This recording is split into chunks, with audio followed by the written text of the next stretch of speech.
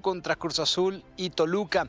Esa lesión muscular en la parte posterior del muslo derecho lo ha dejado fuera. Se prevía desde el partido, incluso el propio Gaby Milito en la conferencia de prensa hablaba de esta situación. Bueno, hoy se ha corroborado que no estará. Al que están cuidando con pinzas para que llegue es a José Castillo, que también salió lastimado de este encuentro del tobillo, que ha estado trabajando entre algodones y por separado, pero el pronóstico es que sí alcanzará a estar para el duelo del próximo sábado contra el América.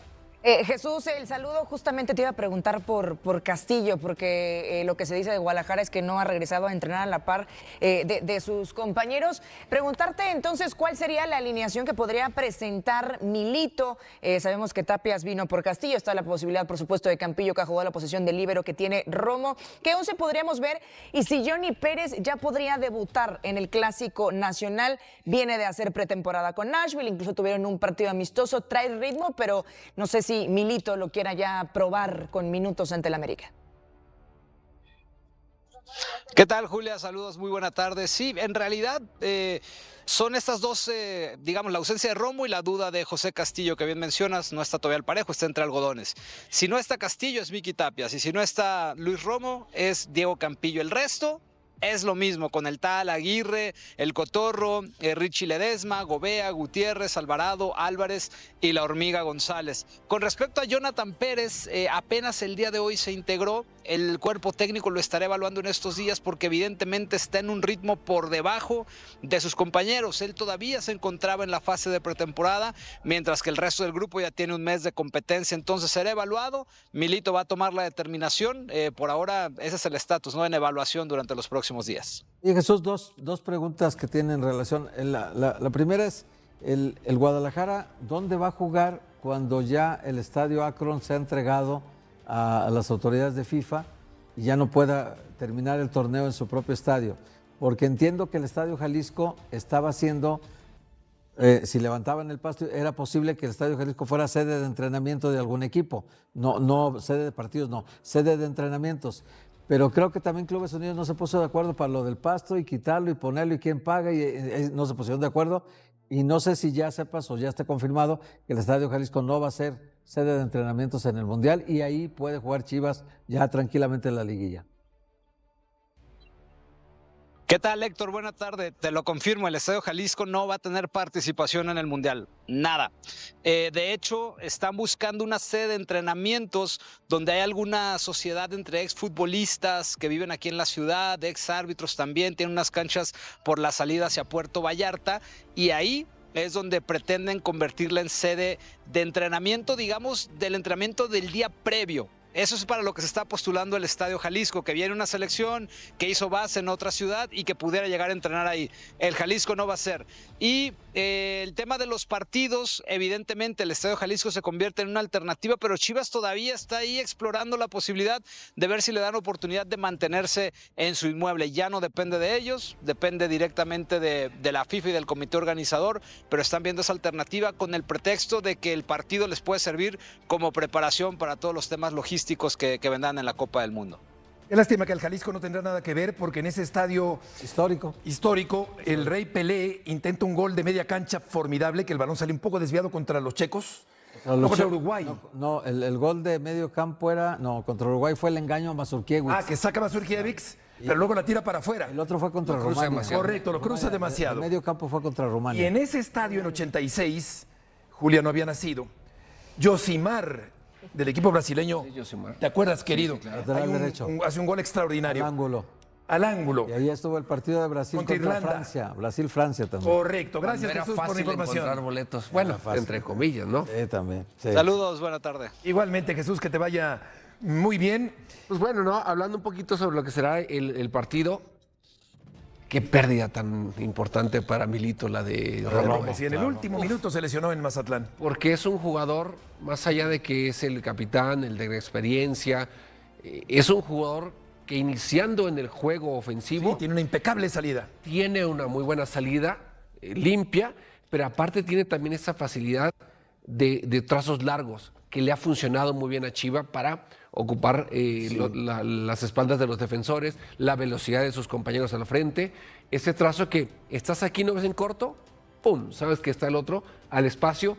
algo que no le va a dar ninguno de los otros dos o que lo pueda suplir, ¿no? Entonces sí es una baja muy sensible para Chivas en la parte de liderazgo, de ofensiva, de saber que alguien defensivamente te sabe ubicar bien y que trabaja muy bien en esa parte, ¿no? Una lástima, ¿no? Yo creo que es un jugador con mucho oficio, con mucha calidad, con muy buena técnica, muy buena, sí. con una forma de conducir en la salida impecable, tiene un control, una conducción muy buena.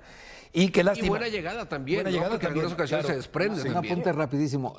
Cuando usas línea de 3, es casi imposible que los 3 no terminen el partido. Es casi imposible, ¿no? Los 3 centrales que no terminen un partido. Eso le pasó a Chivas. Amonestan a Aguirre al minuto 43 y lo saca al 45 para que no lo vayan a expulsar. Luego se lesiona a Castillo y mete a Tapias. Y entonces y ya cuando se lesiona a Romo ya no hay cambios. Entonces se queda Chivas los últimos 2 o 3 minutos con 10 jugadores. Claro. Héctor, Qué empezamos raro. contigo la dinámica. Sí, dale. Para preguntarte tus claves para ganar el clásico del próximo sábado. El América que brillen sus figuras individuales. O sea, que otra vez Cendejas haga ese gol que hizo contra Monterrey, que Henry Martín aparezca otra vez, que Brian Rodríguez en el costado izquierdo haga una genialidad, que aparezca Rafael Vieira y haga una cosa que no hemos visto en México todavía, las individualidades, Beto. Eso es lo que yo creo que es la ¿Y clave. del lado de la América. Guadalajara? Del lado del Guadalajara que siga funcionando el colectivo, porque el Guadalajara, la fortaleza, no hay una figura individual que digas tú, este es el sobresaliente, como hay en el América muchas figuras. En Chivas es el trabajo colectivo. Correcto. Yo creo que son las dos claves de los dos equipos. ¿no? Y el América sí ha estado jugando con 2 contenciones, como son Dourado y Dos Santos. Por eso te digo que es individual, Claro. porque colectivamente está cambiando el Sí, América. exacto. Está haciendo modificaciones de parado, de táctica, el técnico, y entonces ahí el América creo que ahorita depende mucho más de sus individualidades. Correcto, y seguramente Veiga jugará por detrás de Martín, Detrás de con Henry. Brian y Cendejas, y vamos a ver a dónde coloca Lima, este jugador que también es mediocampista, brasileño también. Y viene en ritmo, viene de Viene en ritmo de competencia. Bueno, yo voy con el América para decir que el plantel del América es superior al del Guadalajara, lo cual no quiere decir que necesariamente por esa razón el América vaya a derrotar al equipo. ¿Estás dudando, querido No, goleador? no, estoy trabajando la espalda. Pues ve al quiropráctico. Tenemos dolor de cuello, ¿no? Y luego el Guadalajara tiene un estilo definido. Juega a algo desde la fecha 1, no, desde el torneo anterior, no desde la fecha 1. Desde el torneo. Así que eso me parece que puede ser la clave para el equipo del Guadalajara. Vamos contigo, Julia. El América, para primero. mí es que el América y justamente estas figuras de las que ya hablaba Héctor sigan retomando ritmo, ¿no? Porque ya estamos viendo otra vez a ese América que tiene músculo, que tiene poder ofensivo, ya es otro América con Brian, es otro América con Cendejas, es otro América incluso con el regreso de Henry Martín, aunque me parece de los que ha vuelto el que todavía no está al 100%, con la incorporación de Veiga, lo de Jonah el fin de semana me pareció Impresionante. maravilloso. Gran momento. Ya se iba a retirar. Y es Jonah el que tiene esa labor, ¿no? De bajar, de meterse a los centrales, de organizar. Incluso Borja está muy bien por izquierda. Yo creo que América se enfrenta a Chivas en el mejor momento del torneo, ¿no? Después de un comienzo, tan flojo, con tantas ausencias, llega el Clásico Nacional en un buen momento realmente para el América, en el que podemos ver a este 11 de lujo. Creo que eso será la clave para el América. Y para el Guadalajara, que no pesen las bajas. Yo estoy de acuerdo en que Luis Romo es, si no una de las figuras, si no la más importante, una de las figuras más importantes, ¿no? Del Guadalajara de Milito para dar salida de balón, como decía Jared, pero yo creo que esa posición y ese rol con Campillo está muy bien cubierto. No le estoy restando importancia a la ausencia de Romo, creo que claro que es importante, pero yo creo que Campillo va a cubrir muy bien ese rol, también tiene muy buena salida de balón, muy bien en esa línea de 3, ha jugado como líbero, no es algo que desconoce, entonces que no pesen las bajas, yo creo que no lo harán, porque algo que tiene también este proyecto de Chivas es justamente dentro de la identidad del estilo de juego que mencionas, que todos saben a qué se juega y que claro que no estoy equiparando a Campillo con Romo, pero me parece también un perfil muy, muy importante. Entonces, eso será para el Guadalajara, pero es que siga jugando a lo mismo, la verdad, las Chivas, y que debería llegar, a pesar de los regresos que ha tenido América, en condición de favorito por lo que ha pasado en los... El América ya está agarrando forma, tardó en arrancar, como que la marcha del coche no estaba funcionando No, y al principio. ya armó Jardines su scratch do Cuapa, ¿no? Ya armó el scratch do Cuapa con Está bueno sus eso. buenos refuerzos. Y para ti, Jared, ¿cuáles son las claves para Yo ganar creo el un poquito clásico? de lo que hablan todos. Creo que América recupere la memoria futbolística de lo que hizo durante prácticamente un par de años.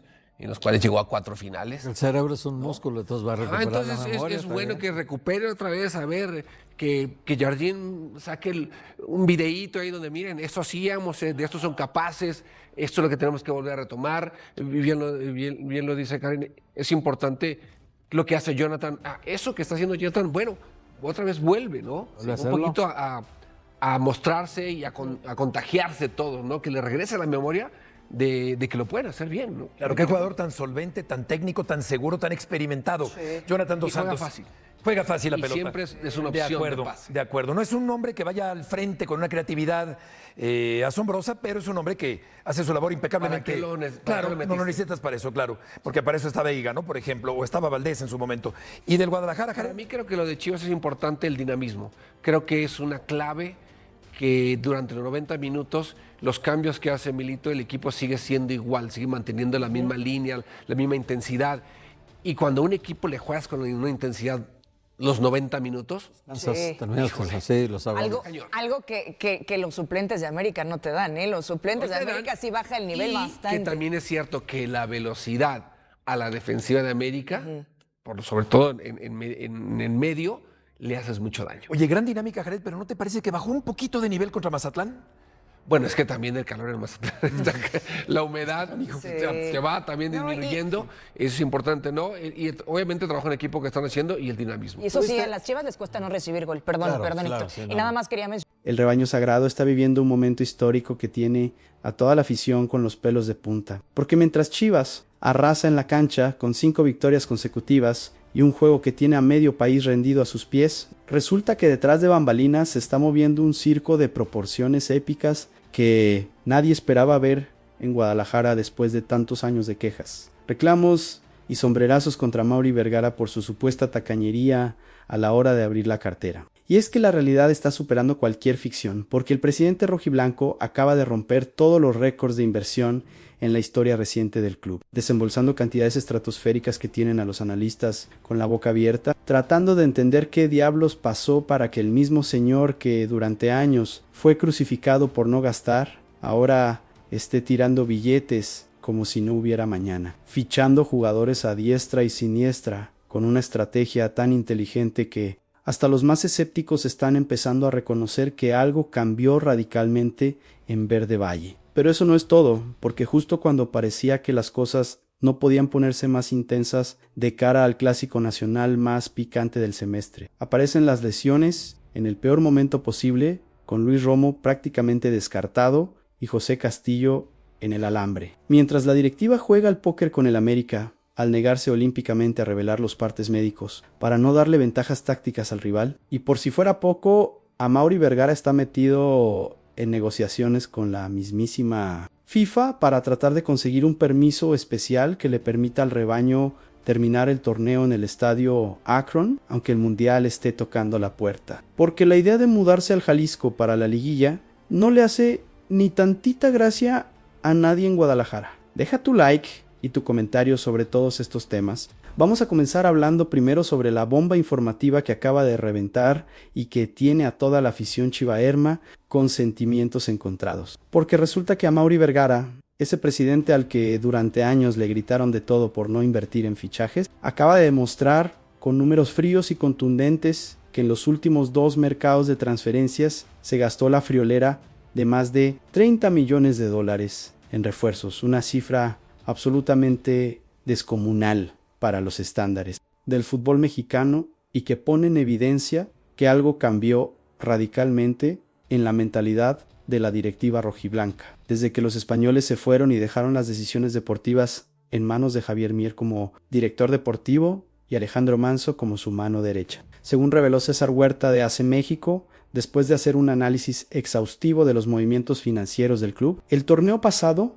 la inversión total rondó los $20 millones, considerando las operaciones por Efraín Álvarez, que costó 8 millones llegando desde Xolos, Brian González, que salió en 7 millones del Pachuca, Diego Campillo, que se trajo por 5 millones del FC Juárez, y Richard Ledesma, que técnicamente llegó como agente libre del PC5, pero al que se le dio $1 millón como bono de firma para convencerlo de que apostara por el proyecto rojiblanco. Y a eso hay que sumarle que en este mercado de diciembre, Chivas volvió a meter la mano al bolsillo para traer a Brian Gutiérrez por 5 millones desde el Chicago Fire, a Ángel Sepúlveda por 1,5 millones que se lo arrebataron al Cruz Azul, a Jonathan Pérez por 3 millones de Asheville FC y a Ricardo Marín, que llegó gratis después de terminar su préstamo, pero que igual representa un refuerzo de calidad para él. Planteo, y lo más interesante de todo este movimiento financiero no es solamente la cantidad de dinero que se gastó, sino que también hubo un trabajo inteligente de limpieza en la nómina, mandando para afuera a jugadores que ya no encajaban en el proyecto, como Chicharito Hernández, Isaac Brizuela, Cade Cowell, Víctor Guzmán, Alan Mozo, Fernando Beltrán, Luis Olivas, Mateo Chávez y Tun Wilk, liberando así espacio salarial para poder costear la llegada de estos 7 refuerzos que hoy están siendo piezas fundamentales en el arranque perfecto que tiene el Guadalajara como líder invicto del Clausura 2026. La pregunta que flota en el ambiente es qué fue lo que provocó este cambio tan radical en Amaury Vergara, porque pasó de ser el presidente más criticado por tacaño a convertirse en uno de los que más está invirtiendo en el mercado mexicano, y la respuesta parece estar en la confianza que le generó el proyecto deportivo que armó Javier Mier desde su llegada como director. Porque desde que los españoles se fueron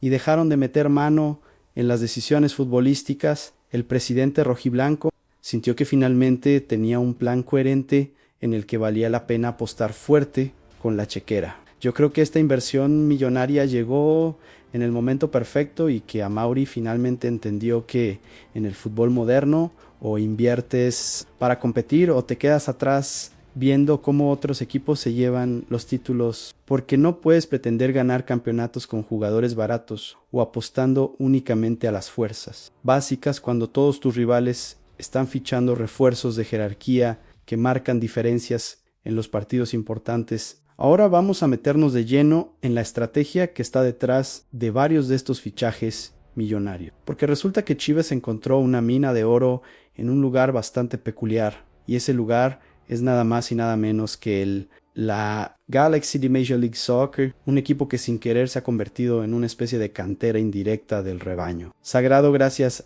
a la nueva política del club de apostar fuerte por jugadores mexicoamericanos que nacieron o crecieron en Estados Unidos, pero que mantienen la nacionalidad mexicana por ascendencia. La lista de futbolistas con pasado en el conjunto angelino que han vestido la rojiblanca es impresionante cuando la analizas con detenimiento, porque ahí están Javier Hernández, que llegó directamente desde el Galaxy, Daniel Aguirre, que también hizo el mismo camino, Efraín Álvarez, que se formó en las fuerzas básicas del club californiano antes de dar el salto a Tijuana y de ahí llegar a Guadalajara, y ahora Jonathan Pérez, que compartió vestidor con el Guacho en su etapa formativa en Los Ángeles, antes de irse al Nashville y eventualmente ser fichado por Chivas en este mercado invernal. Lo interesante de esta estrategia es que le permite al Guadalajara ampliar considerablemente su mercado de fichajes sin traicionar para nada su identidad histórica de jugar únicamente con mexicanos, porque estos jugadores mexicoamericanos cumplen con el requisito de nacionalidad, pero además tienen la ventaja de haberse formado futbolísticamente en Estados Unidos, donde la preparación física y táctica suele ser de muy alto nivel, y eso se nota cuando llegan a la Liga MX porque traen un bagaje técnico y una mentalidad profesional que muchas veces falta en jugadores formados completamente en México. Y California se ha convertido en el estado número 1 para encontrar este tipo de talento, gracias a la enorme presencia de migrantes mexicanos que viven en esa región, porque además de los jugadores con pasado en él, la Galaxy también llegaron Cruz Medina y Cade Cowell desde el San Jose Earthquakes, y Kevin García, que fue fichado del Fuego FC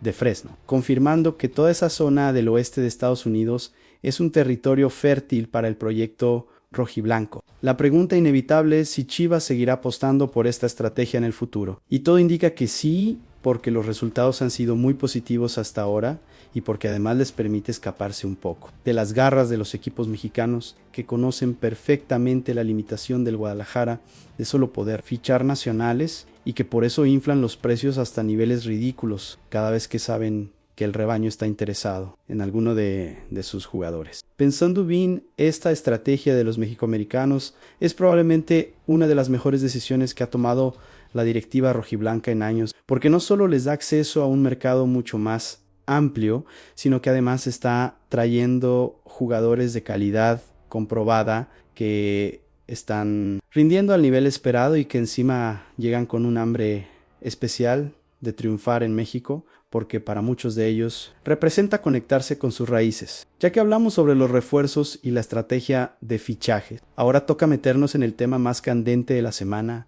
y que tiene a toda la afición rojiblanca con el estómago revuelto de los nervios, porque resulta que Chivas se va a presentar al clásico nacional más importante del semestre, con 2 bajas de último momento que complican enormemente los planes tácticos de Gabriel Milito. Luis Romo y José Castillo terminaron lesionados en el partido contra Mazatlán y ambos tuvieron que abandonar el terreno de juego con evidentes molestias que encendieron todas las alarmas en Verde Valle. Pero lo más interesante de toda esta situación no es solamente que se lesionaron, sino que el club ha decidido guardar un silencio sepulcral y no ha emitido ningún parte médico oficial, revelando la gravedad exacta de las lesiones, ni confirmando si estarán disponibles o no para enfrentar al América este sábado en el Estadio Akron. Y esa estrategia del silencio no es casualidad, ni mucho menos un descuido comunicacional. Es una jugada calculada fríamente por la directiva rojiblanca para no darle ventajas tácticas al América. Porque si André Jardine y su cuerpo técnico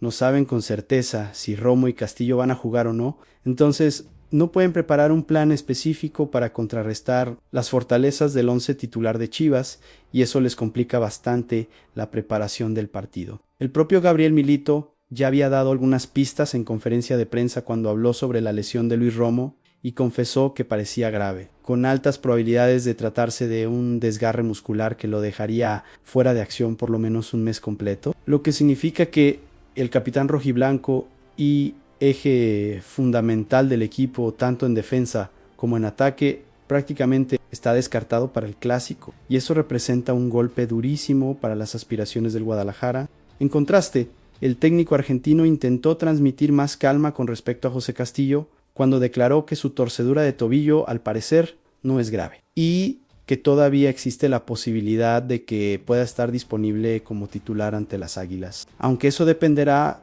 de cómo evolucione en los entrenamientos de esta semana y de si el cuerpo médico considera que está en condiciones de aguantar los 90 minutos de un partido de altísima intensidad física, como será el clásico. Y por si las lesiones de Romo y Castillo no fueran suficiente drama, también hay que considerar que Armando González y Gilberto Sepúlveda salieron tocados del partido ante Mazatlán y están en duda para el sábado, mientras que Eric Gutiérrez y Alan Pulido siguen descartados por temas disciplinarios porque continúan cepillados del primer equipo sin ninguna posibilidad de regresar, a pesar de que la lesión de Romo abrió un hueco en el mediocampo que Guti podría llenar perfectamente si las cosas fueran diferentes. En caso de confirmarse las bajas de Romo y Castillo, Gabriel Milito ya tiene definidos a sus posibles reemplazos en la línea defensiva, porque para suplir al tanque la opción más lógica sería Diego Campillo, que ha jugado como líbero tanto en el Tapatío como en su etapa en Juárez y que conoce perfectamente esa posición. Mientras que si Castillo no llega en condiciones, entonces Miguel Tapia sería el principal candidato para ocupar su lugar, porque es un defensor confiable que ya ha demostrado en etapas anteriores con el club que puede responder cuando se le necesita. Yo creo que la baja de Luis Romo es un golpe durísimo para Chivas, porque estamos hablando del jugador más importante del plantel, el que marca la diferencia tanto defendiendo como atacando, el capitán que le pone orden al equipo en los momentos difíciles. Y perderlo justo para el partido más importante del torneo es una tragedia que podría terminar costándole muy caro al Guadalajara si no encuentran la manera de compensar su ausencia con ajustes tácticos inteligentes. Hablando precisamente de ajustes tácticos para compensar la baja de Luis Romo, una leyenda viviente del Guadalajara decidió meter su cuchara en la conversación y lanzar una sugerencia bastante interesante que tiene sentido cuando la analizas con detenimiento. Alberto Guejau, ese histórico exentrenador rojiblanco que consiguió el título en la temporada 1986-87 y que sabe perfectamente lo que significa dirigir en partidos de altísima presión como un clásico nacional. Considera que la mejor alternativa para Gabriel Milito sería cambiar completamente el esquema táctico y pasar de jugar con 5 defensores a una línea de 4 que le permita al equipo mantener el equilibrio sin depender tanto de la presencia de Romo en el centro de la saga. Guerra dejó claro que le gustan mucho los 2 laterales que tiene actualmente el rebaño cuando mencionó específicamente a Richard Ledesma y Brian González como jugadores de calidad que pueden funcionar perfectamente en ese esquema de 4 defensores. Y explicó que aunque Luis Romo había encontrado un puesto ideal como líbero en el sistema de 3 centrales, ahora con su lesión, Gabriel Milito va a tener que modificar porque no tiene en el plantel otro jugador con las características del tanque que pueda replicar exactamente lo que él aporta desde esa posición. La sugerencia de Alberto Guerra no es descabellada para nada, porque jugar con línea de 4 le daría más solidez defensiva al equipo y además liberaría a un jugador en el mediocampo que podría ayudar a controlar mejor el partido ante un América que seguramente va a salir con todo a presionar desde el primer minuto. Diego Campillo sería la pieza clave en este esquema modificado porque él tiene experiencia jugando como líbero, pero también puede funcionar perfectamente como pivote defensivo en un sistema de 4 atrás y su capacidad para salir jugando limpio. Desde el fondo podría ser fundamental para mantener la fluidez en la construcción del juego rojiblanco. Pensando bien, la sugerencia de Alberto Guerra tiene mucho sentido futbolístico y probablemente Gabriel Milito ya esté considerando seriamente esa opción en los entrenamientos de esta semana. Porque ante la imposibilidad de contar con Luis Romo, lo más inteligente sería modificar el sistema para adaptarse a los jugadores disponibles en lugar de forzar un esquema que no vas a poder ejecutar correctamente sin tu pieza fundamental. Cambiando un poco de tema, pero manteniéndonos en el análisis de el plantel rojiblanco. Es momento de hablar sobre las cosas positivas que están sucediendo en Chivas, porque no todo es drama con las lesiones y los problemas tácticos, sino que también hay jugadores que están brillando con luz propia en este arranque perfecto del Clausura 2026. Efraín Álvarez acaba de recibir el reconocimiento como el mejor jugador de la jornada, 5 por parte de la Liga MX después de su actuación contra Mazatlán, donde abrió el marcador con un disparo que tras un ligero desvío terminó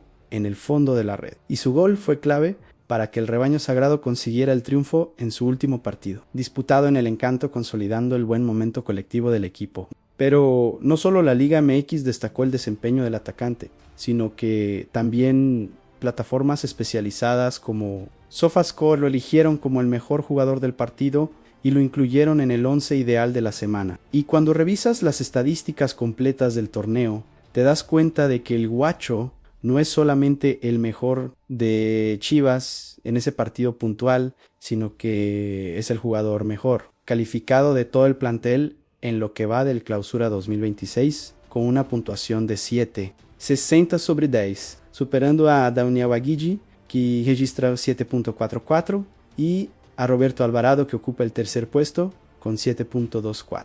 Lo curioso de este reconocimiento a Efraín Álvarez es que Armando González fue quien anotó el gol del triunfo ante Mazatlán, pero la Liga MX decidió darle el premio al Guacho en lugar del Cotorro, y eso a pesar de que Armando había sido nombrado como el mejor jugador del mes de enero después de arrancar el torneo con 4 goles en 5 partidos, manteniendo la inercia goleadora que traía desde el semestre anterior. Y aunque el reconocimiento de mejor jugador de la jornada 5 terminó yéndose para Jojan Julio del Querétaro. Lo importante aquí es que Chivas tiene a varios futbolistas brillando al mismo tiempo, y eso habla muy bien del nivel colectivo que está mostrando el equipo bajo la dirección de Gabriel Milito. Además, Efraín Álvarez sigue siendo un hombre interesante de cara a la selección mexicana, porque podría convertirse en una de las sorpresas de Javier Aguirre rumbo al Mundial, ya que el delantero rojiblanco fue habitual en las convocatorias del Vasco durante varios meses,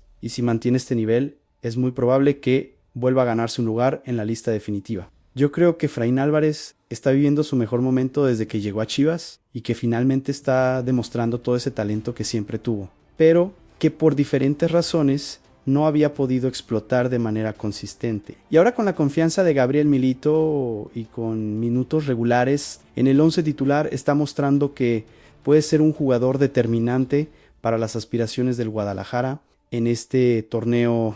Ahora vamos a voltear la mirada hacia el otro lado de la cancha para analizar qué está haciendo el América en su preparación de cara al Clásico Nacional. Porque resulta que Andrés Jardín tomó una decisión bastante reveladora que deja claro cuál es su verdadera prioridad en este momento del semestre. El técnico brasileño sorprendió a todos cuando decidió dejar fuera de la convocatoria a Alejandro Zendejas para el partido de Conca Champions contra el Olimpia de Honduras, dándole tiempo de descanso al exjugador del Chiverío para que se recuperara físicamente tras presentar una ligera molestia el fin de semana pasado en el partido contra Monterrey, aunque el propio Jardine había confirmado días atrás que la participación del México-estadounidense no estaba en duda para el clásico. Previo al duelo contra los Catrachos, el estratega azulcrema confesó que su jugador número 10 todavía no se sentía completamente seguro para hacer movimientos más potentes y que prefería tenerlo al 100% para el sábado en lugar de arriesgarlo en un partido de menor importancia relativa.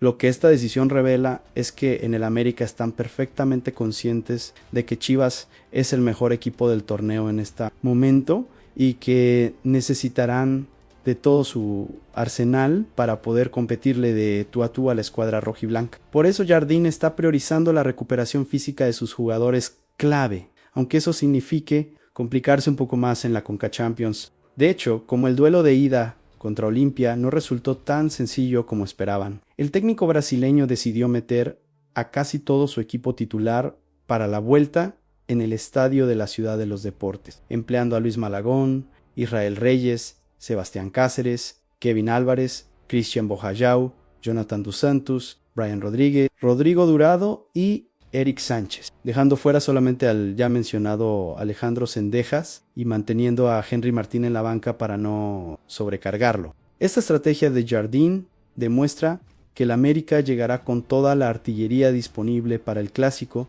y que no están dispuestos a regalar absolutamente nada en el estadio Akron, porque saben perfectamente que si pierden contra el líder del torneo, la crisis mediática que se les vendría. Encima sería brutal considerando el momento tan diferente que viven ambos equipos. Yo creo que Andrés Jardín está haciendo lo correcto al cuidar a sus jugadores pensando en el clásico, porque aunque la Conca Champions es importante, la realidad es que el partido contra Chivas tiene una carga emocional y mediática muchísimo mayor RI. Además, podría marcar un punto de inflexión en la temporada de las Águilas, dependiendo del resultado que obtengan en Guadalajara. Siguiendo con el tema de la selección mexicana, pero desde otro ángulo, hay que hablar sobre los problemas que está enfrentando Javier Aguirre de cara a su próxima convocatoria y cómo, curiosamente, las soluciones podrían estar una vez más en el plantel de Chivas. Resulta que las recientes salidas de Obed Vargas al Atlético de Madrid y de Germán Berterame al Inter de Miami han complicado radicalmente la planeación del vasco para el partido amistoso contra Islandia